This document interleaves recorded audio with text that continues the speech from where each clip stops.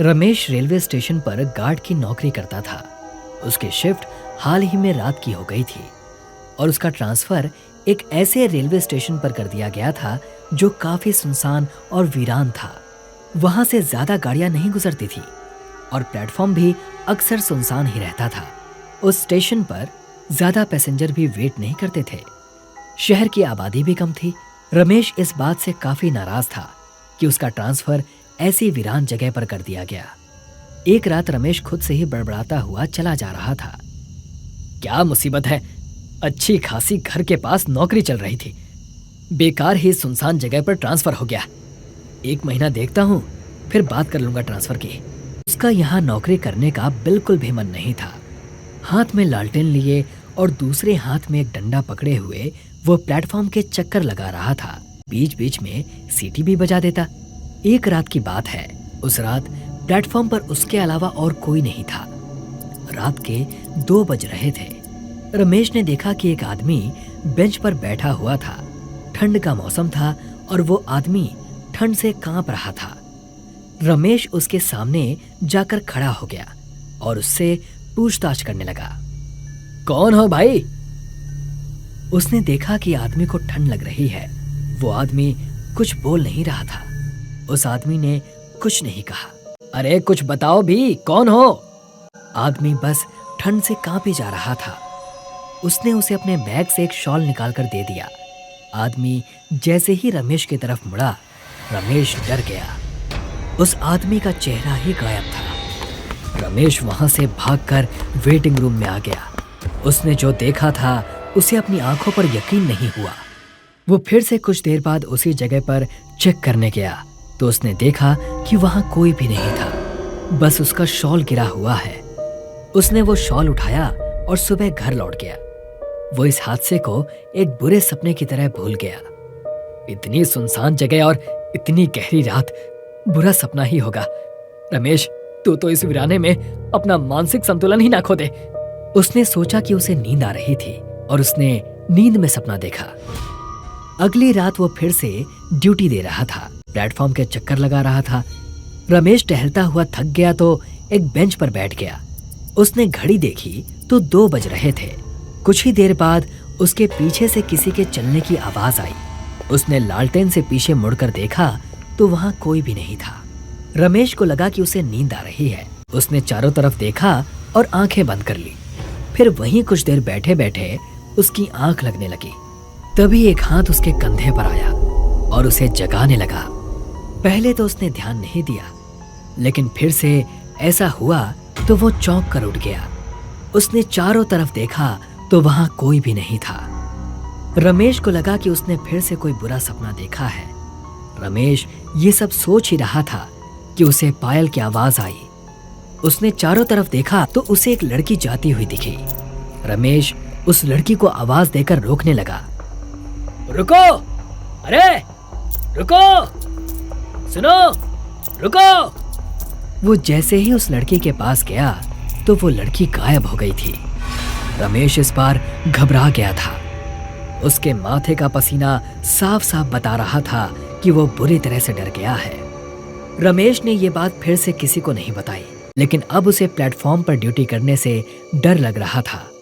अगली रात रमेश एक ही जगह खड़ा रहा। उसने स्टेशन का कोई चक्कर नहीं लगाया। कुछ देर बाद रमेश के पास एक आदमी आकर खड़ा हो गया और ट्रेन के बारे में जानकारी लेने लगा। रमेश को लगा कि कुछ गड़बड़ है। रमेश दूसरी तरफ देखने लगा और उस आदमी को नजरअंदाज करने लगा। उस आदमी ने फिर से रमेश से पूछा। इस बार रमेश को लगा कि ये कोई इंसान ही है। रमेश उस आदमी को ट्रेन के बारे में बताने लगा। तभी घड़ी में 2 बज गए। पूरा प्लेटफॉर्म घड़ी की आवाज से गूंज रहा था। रमेश ने घड़ी की तरफ देखा तो वो थोड़ा सा घबरा गया।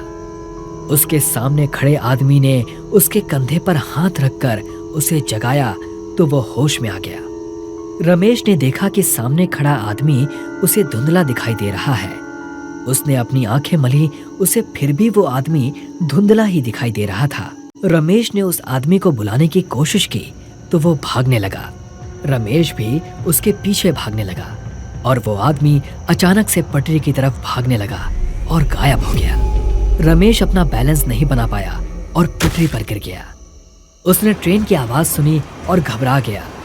उसे सब धुंधला दिखाई दे रहा था। वो डर से चिल्लाने लगा। तभी रेलवे स्टेशन मास्टर प्रसाद भागा हुआ आया और उसने रमेश को पटरी से बाहर निकाला। रमेश कुछ देर तक बेहोश रहा।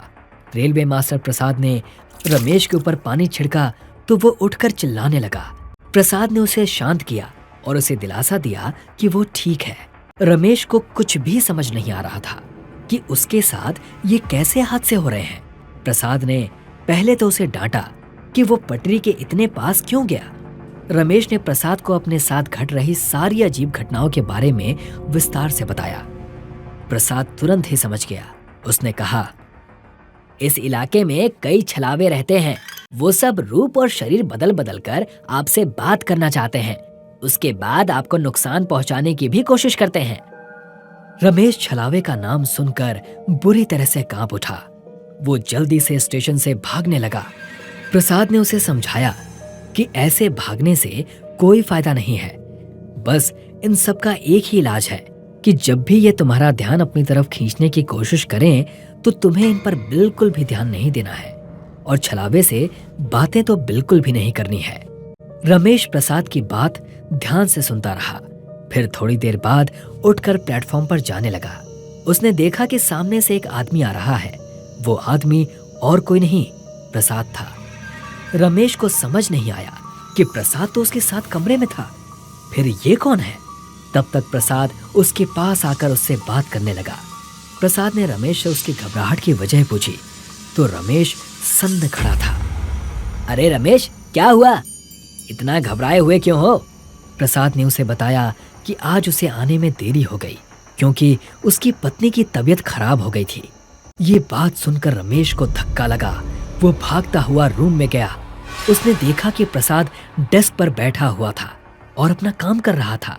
उसने कमरे से बाहर जाकर देखा तो वहां कोई भी नहीं था। रमेश घबराकर स्टेशन से भागने लगा। तभी उसका पैर एक लाश से टकरा गया और वो गिर पड़ा। उसने देखा कि सामने प्रसाद की लाश पड़ी थी और ऐसा लग रहा था कि उसे मरे हुए काफी दिन हो चुके थे।